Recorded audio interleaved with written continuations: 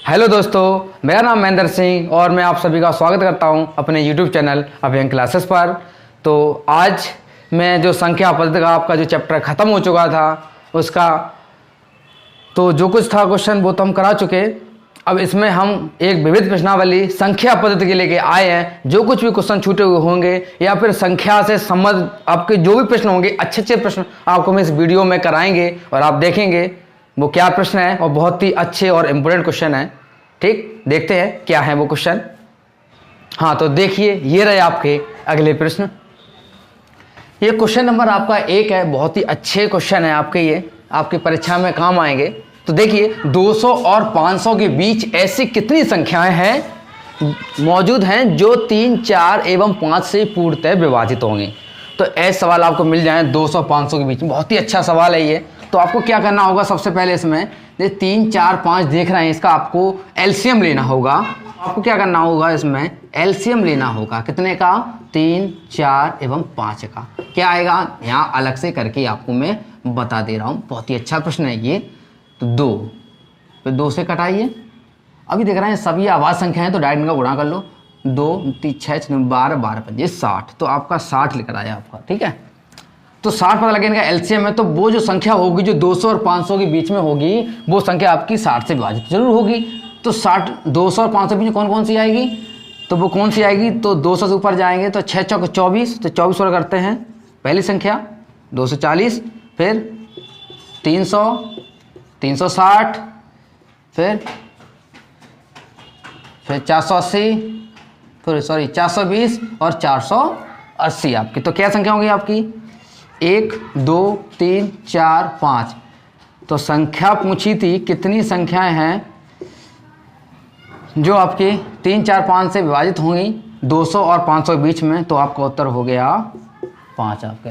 Okay, देखेंगे आपका अगला प्रश्न है अभाज्य संख्याएं का युग्म है। इसमें अभाज्य संख्या कौन कौन सी होंगी, तो आप दोस्तों देखो क्या देखते होगे, ये भी अभाज्य संख्याएं हैं, ये भी अभाज्य संख्याएं हैं और ये भी अभाज्य संख्याएं हैं और आपकी देखो ये भी आपकी अभाज्य संख्या है।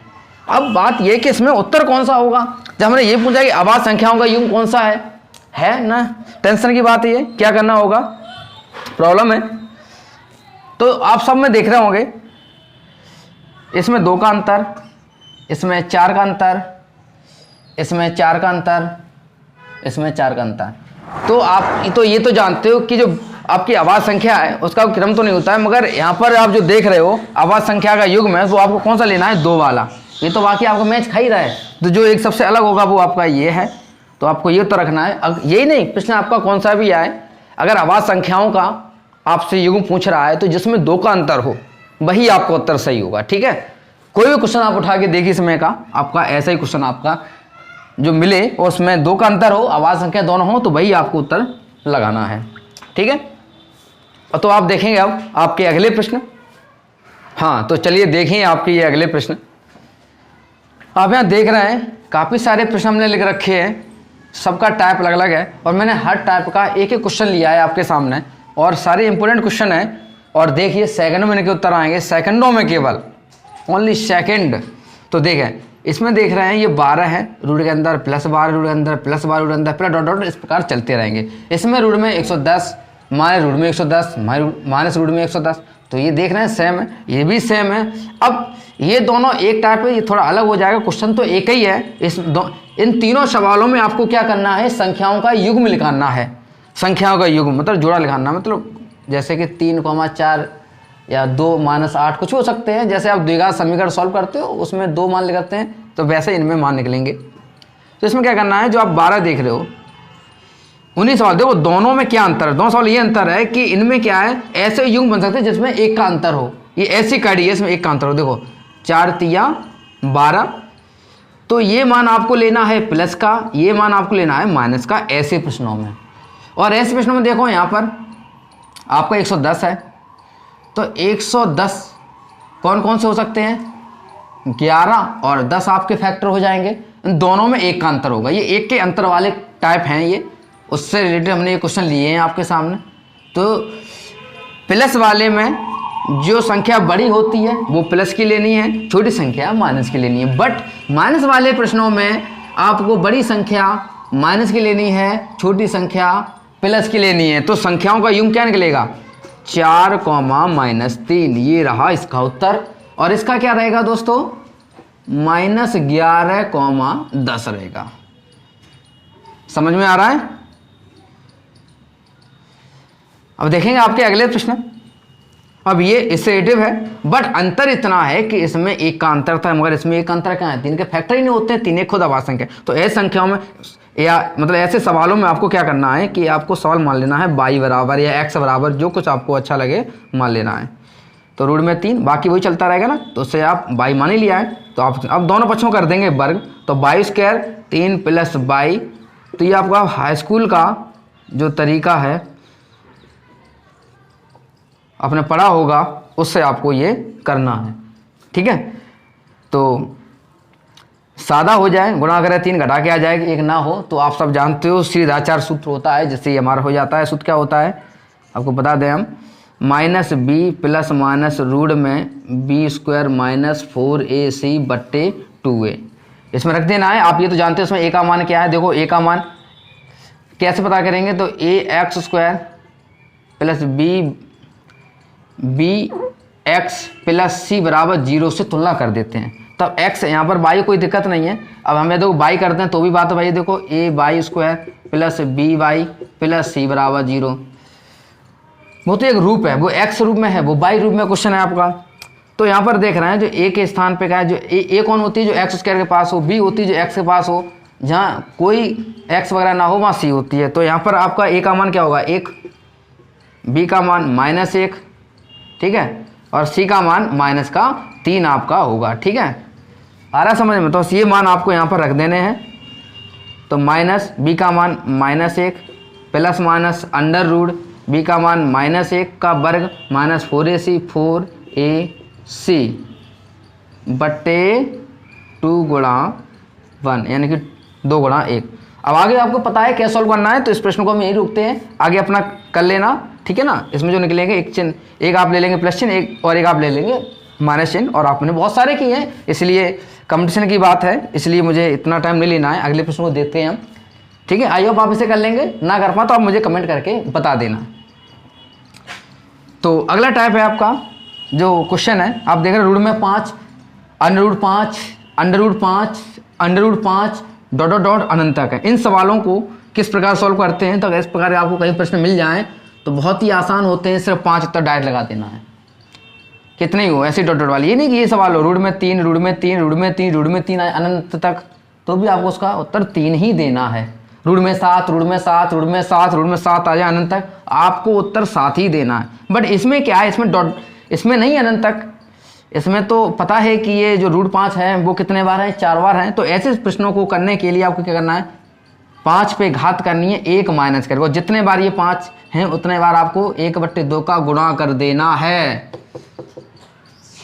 आ रही बात समझ में? हर बार आपको 1/2 का गुणा करना है, जितने बार ये संख्या, कोई सूत्र याद नहीं करना है आपको। तो देखो ये तो सब ऊपर 1 हो जाएगा, 2 दिन 4, 4 दूनी 8, 8 दूनी 16। अब इसे सॉल्व कर लो तो कितना हो जाएगा, ये 16 एकम 16 -1/16, तो आपका क्या हो जाएगा 5 पे घात 15/16, 5 पे घात 15/16 आपका उत्तर हो जाएगा। ऐसे ही आपको ये प्रश्न कर लेना है, तो अभी आपको तरीका बताया, 7 पे घात 1 -1/2 गुणा 1/2 गुणा 1/2। ये मैंने 2 प्रश्न इसलिए लिए कि आपको शायद कम समझ में आए, इसलिए, ठीक है। तो क्या करना है, 7 पे घात 1 माइनस 1/, कितना हो जाएगा 8, 7 बात कितना हो जाएगा 8 एकम 8 में से 1 गया, तो लिख दे रहा है 8 माइनस 1/8, तो क्या हो जाएगा आपका 7 पे घात 7/8, आपका ये उत्तर हो गया। आ रही बात समझ में? ये इसका उत्तर हो गया, ये इसका उत्तर हो गया। कुछ नहीं, बस 5 पे घात 1 माइनस करके जितने भी रूट लगे उसके हिसाब से 1/2 लगा दो। क्या ये कोई फॉर्मूला है? सिर्फ कॉन्सेप्ट आपको सब तैयार करना है, कैसे करना है। ये क्या है, एक कॉन्सेप्ट ही तो है। ये क्या है, कॉन्सेप्ट, तो मैं कोई सूत्र लगा रहा हूँ क्या? तो आई होप आपको समझ आ रहा हूँ, और सारे सवाल आपको ऐसे ही कराएंगे। अब देखेंगे जो आपके नेक्स्ट टाइप क्वेश्चन है वो किस प्रकार करेंगे आप लोग।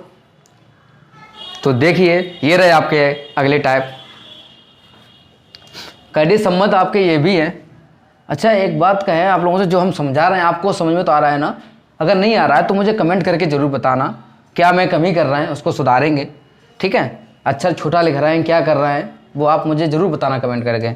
तो आप देखें इस टाइपों को कैसे करेंगे। बहुत ही आसान तरीका है, कुछ नहीं करना है और उत्तर देखना है केवल।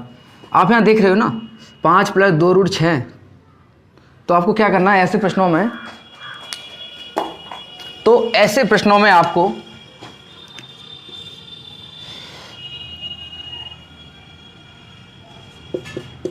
इनसे मतलब है कि ऐसे करें कि हमारे 5 आ जाएं, गुणा करें 6 हो जाएं और जोड़ के 5 आ जाएं। तो देखो 3 दूनी 6 और जोड़ेंगे तो कितने हो जाएंगे, 5 हो जाएंगे। तो ठीक है, अब समझ में आ रहा है ये। 3 दूनी 6 जोड़ेंगे तो 5 हो जाएंगे। तो पता लग गया 3 और 2 होंगे फैक्टर्स के। तो इसका आंसर आपको डायरेक्टली ही लिख लेना है आपको कि √3 + √2, बस हो गया आपका उत्तर। इस प्रकार आपको करने हैं, ठीक है। ऐसे प्रश्नों में आपको करने हैं जहाँ आपको दिख जाए। ऐसे यहाँ देख लो, अब डायरेक्ट कर रहा हूँ मैं, अभी आपको समझा दिया क्या तरीका है। अब यहाँ पर संख्या 2 थी ना, वो तो बनानी पड़ी। तो देखिए कैसे करना है। 8 माइनस रूट में 4 तो ले लेंगे, 4 को तो 2 बाहर निकालेंगे, तो 15 चौक 60। तो 8 माइनस 4 को 2, 4 जो है 2 के रूप में निकलाए, 4 2 का वर्गमूल होता है ये 15। अब देखो ते 5 15, 5 तिया 15, बात है ये 5 × 3 15 हो गया और इन्हें जोड़ेंगे तो कितना हो जाएगा, ये 8 हो जाएगा। वो 8 यहाँ पर है। ऐसे सवालों के लिए वो तरीका है आंसर लगाने का। तो क्या होगा, √5 माइनस √3। माइनस क्यों लगाई कि यहाँ पर माइनस है, बड़ी संख्या आगे छोटी संख्या आपको पीछे लेनी है। आई होप आपको समझ में आ रहा होगा। तो देखेंगे आप लोग अब अगला टाइप। तो आइए देखिए आपके अगले प्रश्न। 0.7 पर बार है, इसका मान क्या होगा। 0.39 पे बार, इसका मान क्या होगा। अगर इस टाइप के आपके प्रश्न दिख रहे हैं तो आपको किस प्रकार सॉल्व करने हैं। बहुत ही इजीली तरीका से। आप 7 पे बार देख रहे हो, मतलब एक संख्या पे बार है, तो आप जिस पे बार एक संख्या पे तो आपको 9 बना देना है। 2 संख्या बार है तो आपको 2 बार 9 बना देना है बट्टे में। जिस पे नहीं है उसके लिए 0 का प्रयोग करना है। तो यहाँ 39 है फॉर एग्जाम्पल, तो आपको पता है 39 है, 2 संख्याओं के ऊपर बार है तो नीचे 2 9 आ जाएंगे। तो उत्तर क्या हो जाएगा इसका, 39/99। पहले का क्या हो गया, 7 आपका 9 हो गया। इसमें ऐसे ही इसी का 8/99 इसका। अब यहाँ पर देख रहे हो ये पे सब जो पॉइंट के बाद संख्या सब पे बार था, यहाँ पर क्या है पॉइंट के बाद 3 अंक है, उनमें से 2 संख्या के ऊपर तो बार है, एक संख्या के ऊपर नहीं है। तो ऐसे प्रश्नों में क्या करेंगे आप, तो 925 तो है, जिस पे बार नहीं है उसे माइनस कर देते हैं। जिस पे बार नहीं है, जैसे इस पे 9 पे नहीं तो उसे माइनस कर देंगे। उस हिसाब से 2 संख्या बार है तो 2 बार 9 आ जाएंगे। जिस पे नहीं है उसके लिए आप 0 का प्रयोग करेंगे। तो देखो क्या इसका उत्तर हो जाएगा। 925 में से 9 घटा देने हैं तो क्या हो जाएंगे, 916 आपके हो जाएंगे और बट्टे में 9990 आपके हो गए, सॉरी 990 हो गए। काट रहे हैं तो आप इसे काट सकते हो, ठीक है। क्या हो जाएंगे ये, 4 दूनी 8 बचा 1, 9 दूनी 18 बचा 1 और 2 पंजे 10 आपका हो गया, ठीक है। और इधर काट लो,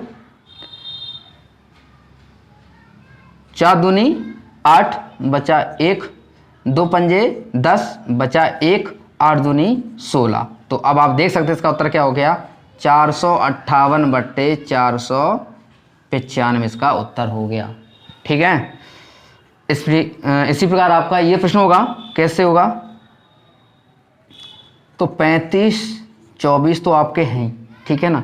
किस पे बार नहीं है, 35 पे, तो 35 को माइनस कर दो, 9900।